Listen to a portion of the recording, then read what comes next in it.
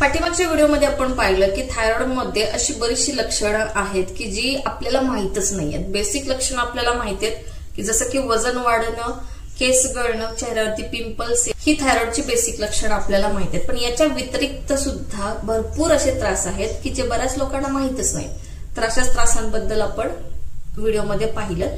तर ते होते आधीच्या व्हिडिओमध्ये पाहिले ते होते शारीरिक त्रास, आणि या व्हिडिओमध्ये आपण पाहणार आहोत मानसिक त्रास कोणते कोणते होतात ते। चला तर मग व्हिडिओला सुरुवात करूयात। नमस्कार, मी भारती। माझ्या या युट्यूब चॅनलमध्ये तुम्हा सर्वांचं खूप खूप स्वागत। थायरॉइड मध्ये डोक्याच्या केसापासून ते पायाच्या नखापर्यंत सगळे बदल होतात। शारीरिक आणि मानसिक अशा दोन्ही प्रकारांमध्ये त्रास आपल्याला जाणवतो। तर बऱ्याचदा खूप गोष्टी छोट्या छोट्या असतात पण ते आपल्याला कळत नाही, पण ते थायरॉइड ची जी लेवल असते T3, T4 आणि TSH यांच्यामध्ये जेव्हा बिघाड होतो, याच्यात इम्बॅलन्स होतात, तेव्हा आपल्याला हे त्रास उद्भवतात। तर त्याच्यामध्ये नंबर 1 ला आहे विनाकारण अस्वस्थ वाटतं किंवा विनाकारण खूप जास्त उदासी वाटते। विनाकारण आपल्याला असं वाटतं की काहीच करमत नाहीये, खूप दुःखी असल्यासारखं वाटतं। आपल्याला जाणवत असतं की काही रिझन नाहीये दुःखी राहण्याचं आपल्या अवतीभोवती, तरी सुद्धा की आपल्याला खूप कष्टी वाटायला लागतं, खूप जास्त उदास वाटायला लागतं। तर हे सुद्धा थायरॉइडचं लक्षण आहे। नंबर, एन्झायटी फील होणं, खूप जास्त अस्वस्थ वाटते। आपल्याला कळत नाहीये की आता काय करायचं। छोटीशी गोष्ट घडलेली असते, समजा नवरा बायकोंचं भांडण झालंय आणि तुम्ही त्या विचारात अक्षरशः दिवस घालवताय, तुम्हाला कळत नाहीये, तुम्ही चलबिचल होताय, तुम्हाला अस्वस्थ वाटायला लागतं आणि तुम्ही त्या व्यक्तीशी संवाद साधण्याचा प्रयत्न करताय। तुम्हाला कळत नाहीये रिॲक्ट कसं व्हायचंय, तुम्ही मन विचलित करण्याचा प्रयत्न करताय पण त्याही गोष्टी होत नाहीयेत। तुम्हाला दडपण आल्यासारखं होतंय, तुम्हाला स्थिर बसवत नाहीये, तुमची विचारशक्ती थोड्या वेळापुरती तरी थांबते किंवा निगेटिव्हिटी खूप जास्त येते। तर अशा प्रकारचा त्रास सुद्धा थायरॉइड मध्ये होतो। आता हे खूप कमी लोकांना माहितीये, पण हे होतं। जेव्हा अशी परिस्थिती येते तेव्हा त्या माणसाला समजून घेणारी व्यक्ती हवी असते। थँक गॉड की माझ्याकडे आहे, माझ्या घरात सगळ्यांना, तर इतक्या वर्षापासून मला लोक पाहतात घरात, ते त्याच्यामुळे बऱ्यापैकी सगळ्यांना माहिती की झालं असेल, तिचं काहीतरी उलटापालट झालं असेल, तिची तिला बडबड करू दे किंवा तिचं तिला काय राग व्यक्त करायला करू दे, आपण शांत राहूयात, असं मला सपोर्ट मिळतो, त्यामुळे मी ती गोष्ट करू शकते। पण बऱ्याच घरी तसं होत नाहीये। तर हा सुद्धा त्रास तुम्हाला थायरॉइड मध्ये आहे। पुन्हा सांगते की याच्यावरती उपाय आहेत, नाही असं नाहीये, पण हे आपण आता डिस्कस करणार नाही आहोत। नंबर, सेक्सची अजिबातच इच्छा होत नाही किंवा खूप जास्त होते।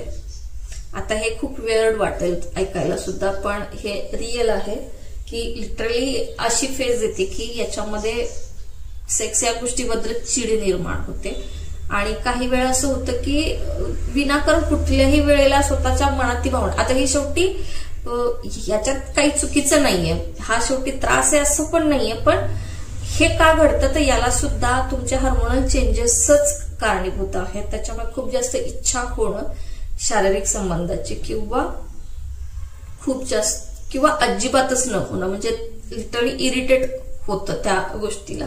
तर ही सुद्धा थायरॉइडचाच एक भाग आहे, लक्षण आहे किंवा त्रास आहे। त्रास असं म्हणता येणार नाहीये, पण तिथे इम्बॅलन्स झालं की हा सुद्धा प्रकार घडतो।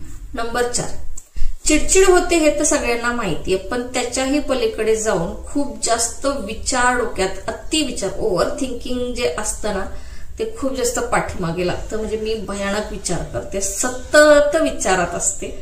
तर मी इतकी विचारात राहण्याची सुरुवात थायरॉइड नंतर झालेली आहे। तर आधी लेट गो करायचं, आता मी पुन्हा लेट गो करायला शिकलेली आहे की ठीक आहे, बघू पुढच्या पुढे बघू। त्याला पण काही गोष्टी मी काय म्हणायचं त्याला उपचार म्हणून केल्या, त्याच्यामुळे माझ्यात ती गोष्ट आली। पण हे खरं आहे की खूप जास्त ओव्हर थिंकिंग हा सुद्धा थायरॉइडचा त्रास आहे। नंबर 5, खूप जास्त थकवा जाणवतो। म्हणजे तुम्ही फक्त घरातलं झाडून जरी काढलं, ह्या खोलीतून त्या खोलीत गेलात तरी तुम्हाला असं वाटतं की तुम्ही खूप मोठं ओझं उचललेलं आहे आणि तुम्हाला खूप जास्त थकवा येतो। इव्हन तुम्ही गाडीत बसून एका ठिकाणी काहीतरी तुमचं काम आहे बाहेर आणि ते करून आलात आणि जाऊन तिथे काही तुमचं शारीरिक श्रम झालेलं नाहीये, तरी सुद्धा तुम्हाला खूप जास्त थकवा जाणवतो। तर खूप जास्त थकवा जाणवणं हे सुद्धा थायरॉइडचं लक्षण आहे।